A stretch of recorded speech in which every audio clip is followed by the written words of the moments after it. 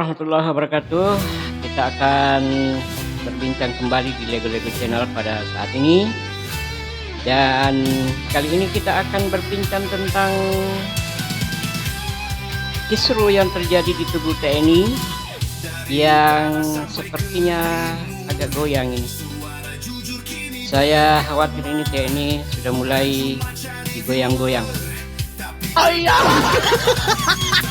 Dan saya pikir TNI adalah institusi yang sangat disiplin, tetapi kayaknya ada sesuatu yang aneh nih. Ada sesuatu yang aneh di tubuh TNI saat terakhir ini, beberapa hari terakhir ini.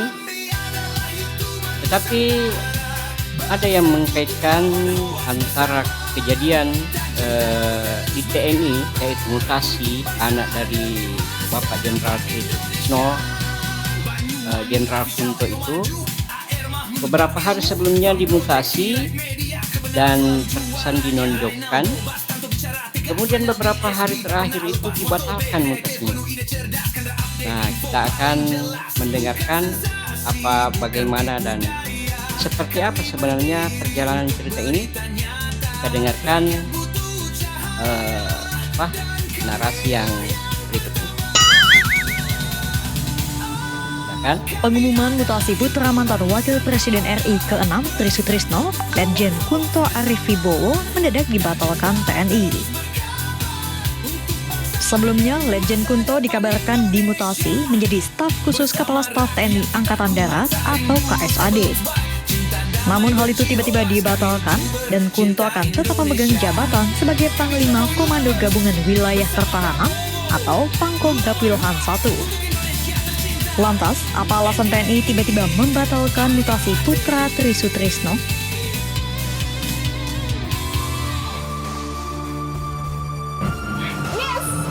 Kunto termasuk salah satu dari 237 orang perwira TNI yang dimutasi berdasarkan keputusan Panglima TNI tertanggal 29 April 2025. Sesuai keputusan itu, jabatan Kunto sebagai Pangkogap Wilhan I akan digantikan oleh Laksamana Muda Hersat. Namun, sehari setelah diterbitkan, keputusan itu kemudian dibatalkan. Termasuk mutasi terhadap 6 perwira tinggi TNI lainnya melalui SK Panglima TNI nomor KEP-554-A-4 Romawi 2025 tertanggal 30 April 2025. Kepala Pusat Penerangan TNI, Brigjen TNI Kristome Sianturi, pada Jumat 2 Mei 2025 mengatakan bahwa pembatalan mutasi Kunto tidak ada faktor politis. Sebelumnya, mutasi Letjen Kunto dikaitkan dengan pernyataan ayahnya, Tri Sutrisno, yang turut serta dalam deklarasi yang menuntut agar Gibran Rakabuming Raka dimakzulkan dari kursi Wakil Presiden Republik Indonesia. Deklarasi itu diinisiasi oleh sejumlah purnawirawan TNI termasuk Tri Sutrisno. Publik pun lantas menghubungkan deklarasi oleh Tri Sutrisno itu dengan pemutasian Kunto. Namun anggapan itu pun ditepis oleh Kristome soal dibatalkannya mutasi Kunto menjadi staf sus KSAD TNI.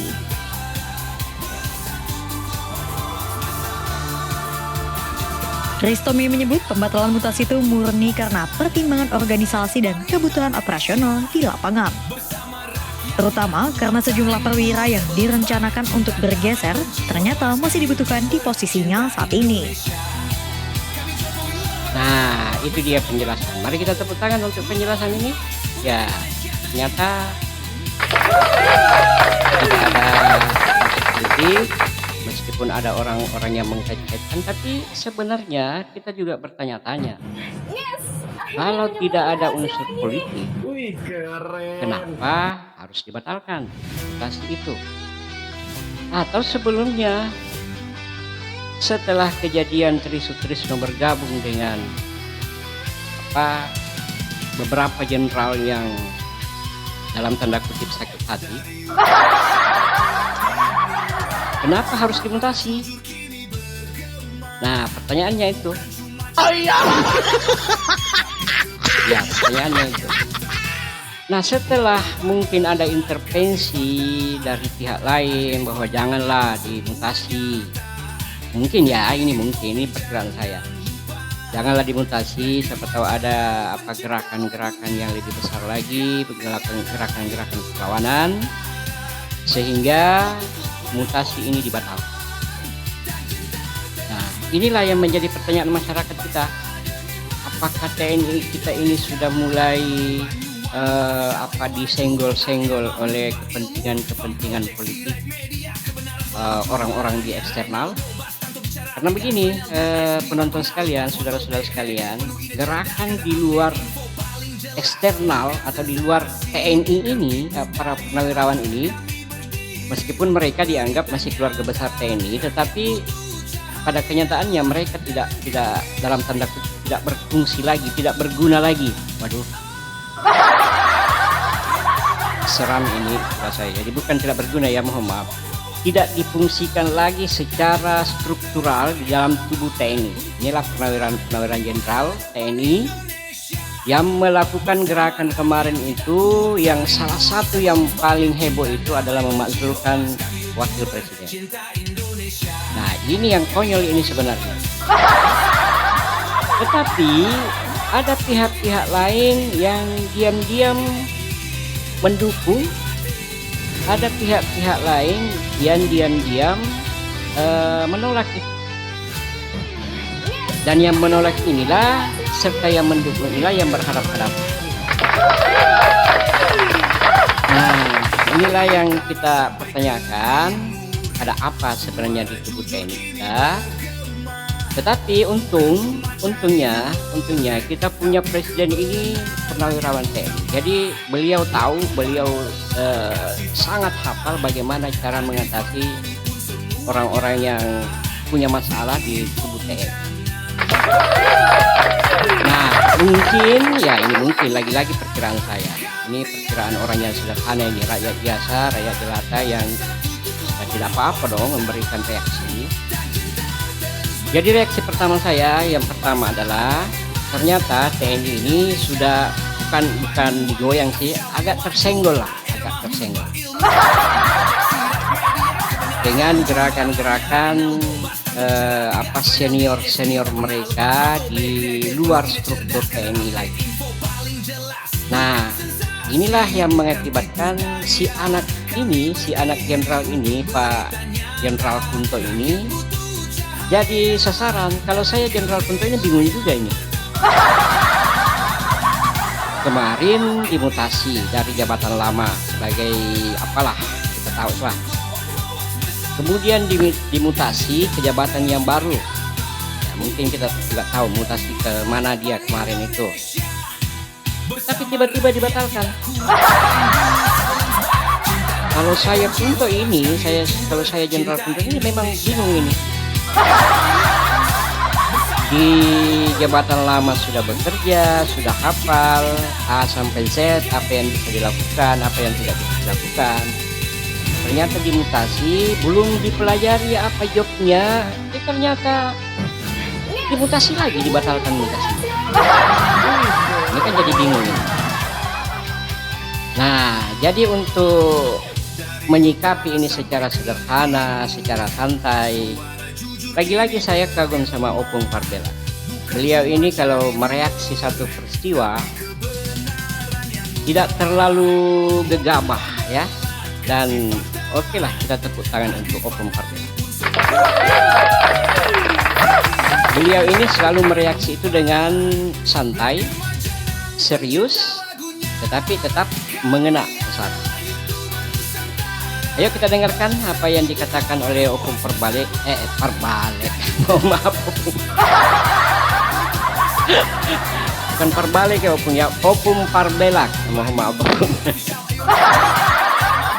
Apa yang dikatakan oleh Opung Parbelak dengan kejadian dan mereaksi apa yang terjadi selama beberapa minggu terakhir ini terkait dengan mutasi dari anak dari Jenderal Purnawirawan Trisut Trisno.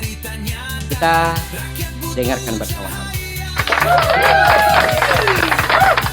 Sekarang kalau berbicara mutasi, kenapa dibatalkan? Jadi begini kawan-kawan ya, banyak orang berbicara dan berpandangan bahwasannya mutasi itu hanyalah gerakan politik, hanyalah langkah politik dari dari seorang panglima TNI yang diintervensi dari pihak luar, kan begitu. Nah sekarang begini ya, kalau bicara tentang mutasi itu enggak sekarang diputuskan besok langsung dimutasi, enggak. Itu melewati proses panjang, ada mekanismenya, ada rapat-rapatnya, ada pertimbangannya, kan begitu. Nah, aku yakin ya ini bukan keputusan yang diambil dalam waktu sehari 2 hari. Nggak mungkin. Karena apa? Ini berbicara pertahanan keamanan loh. Nggak bisa main-main. Sedangkan ketika kita memutasi orang sipil, katakanlah karyawan atau guru honorer ya, atau ASN contohnya mutasi, itu pertimbangannya sangat banyak gitu loh, sangat dipertimbangkan ya, apa sebabnya, kenapa beliau harus dimutasi, bagaimana prestasinya, bagaimana kinerjanya, bagaimana kompetensinya, begitu ya. Nah sekarang begini yang jadi pertanyaannya ya, kalaulah dimutasi, apakah beliau sendiri yang dimutasi? Kan tidak. Tapi ada 237 totalnya panglima tinggi yang dimutasi, kan begitu. Jadi kalau dikatakan ini berbau atau ada kental dengan nuansa, dengan unsur politiknya, aku rasa enggak juga gitu loh ya. Jadi sebetulnya kalau menurut pemikiran Opung Parbelak ya, dengan hasil diskusi dengan teman-teman yang masih bisa dikatakan ya erat kaitannya dengan aparatur negara, kan begitu ya. Sebetulnya begini ya, kalau bicara tentang mutasi ini ya, sebetulnya sudah dari kemarin ya, sudah sejak lama 237 orang ini dimutasi gitu loh, termasuk Kunto Arif Wibowo. Nah yang jadi masalahnya, kenapa Pung tiba-tiba dibatalkan, kan begitu. Jadi ada beberapa kemungkinan ya, Tapi kita berangkat dulu ya dari proses mutasi ini ya. Mutasi ini bisa kita lihat ya, bagaimana ya Kunto Arif Wibowo tidak sendirian dimutasi, tapi ada 236 lainnya yang dimutasi. 101 perwira tinggi dari TNI AD, 62 kalau nggak salah ya, 62 entah 64, 62 ya, 62 itu dari Angkatan Darat dan juga 62 dari Angkatan Laut, dan 61 dan 62 lah, antara itulah ya. Nah sekarang kalau bicara tentang mutasi itu kan harus berbicara kebutuhan organisasinya, kebutuhan institusi. Kalau misalnya contoh ya, di sebelah sana ada yang membutuhkan ya, dengan pangkat tertentu, dengan keahlian tertentu, dengan kompetisi tertentu, ya udah dipindahkan ke sana. Itu dia. Baru pertimbangan berikutnya, harus ada regenerasi di dalam setiap satuan-satuan tersebut, kan begitu. Nah contohnya ya, kalau dipandang misalnya seorang pimpinan ya, katakanlah seorang legend ya, legend Kunto Arif Wibowo ya, beliau itu katakanlah menjadi seorang panglima komando gabungan wilayah pertahanan 1 ya. Dilihat ya, kayaknya ini udah cukup lah ya. Karena apa? Karena ada orang mungkin yang lebih kompeten, yang kualifikasinya lebih bagus, dan juga bisa dikatakan bisa memajukan institusi dan memajukan persatuan, kan begitu. Ya udah, dengan pertimbangan tersebut ya, maka akan ada pergeseran gitu loh. Ya itu dia. Nah yang jadi masalahnya sekarang ya, Kunto Arif Wibowo dimutasi menjadi staf sus Kepala Staf Angkatan Darat. Nah penggantinya kebetulan seorang ajudan Presiden Joko Widodo. Masalahnya di situ. Dan ini menjadi gorengan.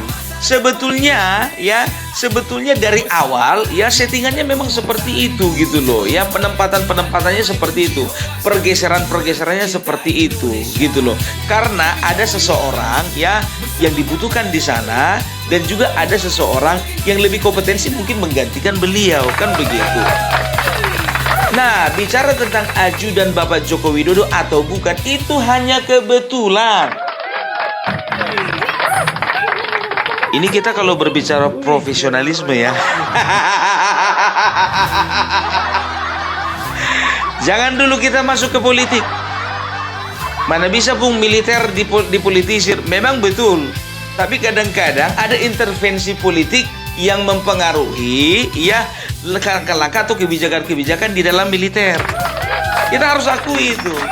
Karena apa? Presiden sebagai panglima tertinggi. Nah, tepuk tangan untuk Opung Parbelak.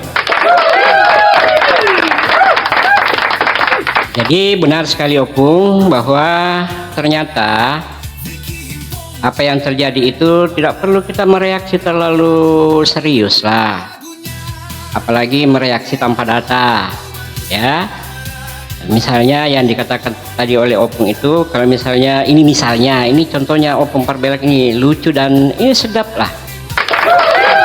Sedap didengar. Misalnya kita memberitakan si A meninggal dunia, padahal ternyata belum.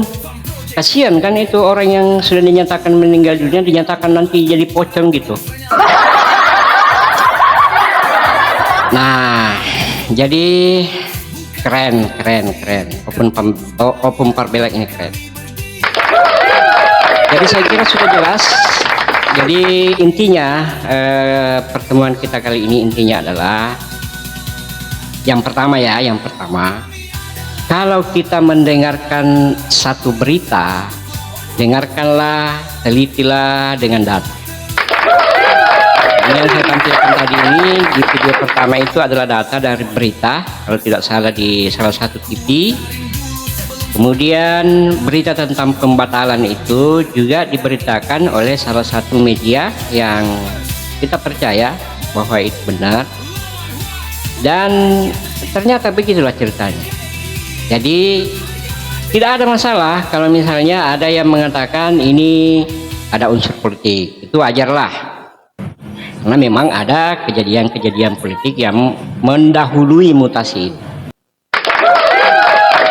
Tapi kalau ada juga yang mengatakan ini tidak ada, murni mutasi biasa, itu juga haknya tentara-tentara kita mengatakan itu. Persoalan dibatalkan itu juga pertimbangan. Jadi ya terlambat saja mungkin mempertimbangkan. Jadi pertimbangannya kalau kita mau bikin mau memasak nasi misalnya, itu pertimbangannya belum mendidih, belum matang, akhirnya diputuskan.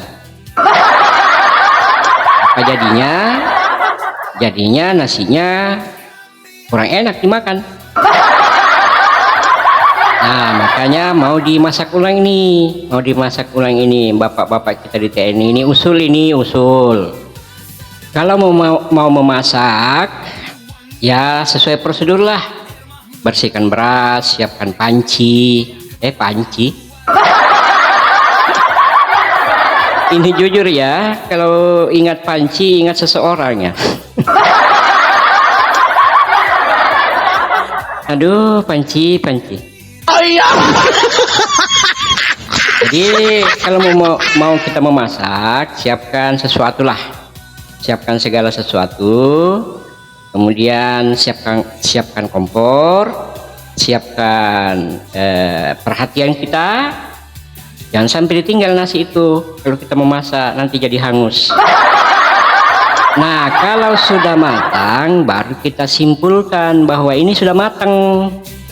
Ini harus dijadikan apa, nasi goreng, apa nasi biasa, atau nasi kuning. Nah, itu keputusan. Nah, jangan sampai belum matang diangkat, tidak bisa dijadikan apa-apa, akhirnya diulang lagi. Nah, itu dua. Jadi ya, itu dua kesimpulan kita pada pertemuan kali ini.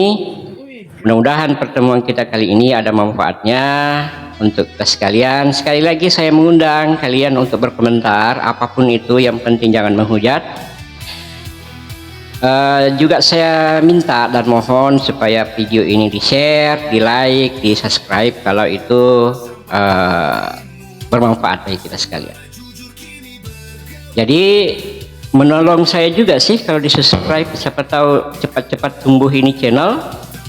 Saya akan mengundang beberapa narasumber mungkin narasumber lokal dululah yang tidak terlalu mahal tidak terlalu mahal bayarannya, atau mungkin yang gratis tapi lumayan loh. Karena begini, narasumber itu bukan karena hebatnya gelarnya, bukan, tapi narasumber yang saya inginkan adalah orang yang sederhana cara berpikirnya dan sederhana logikanya. Tidak perlu terlalu tinggi. Kenapa? Karena sekarang ini banyak profesor yang terlalu tinggi, akhirnya pikirannya jadi miring-miring. Itu kita lihat ya. Sekali lagi kita senggol ini Prof. Dr. Amin Rais, Prof. Dr. Egy Sujana, Prof. Dr.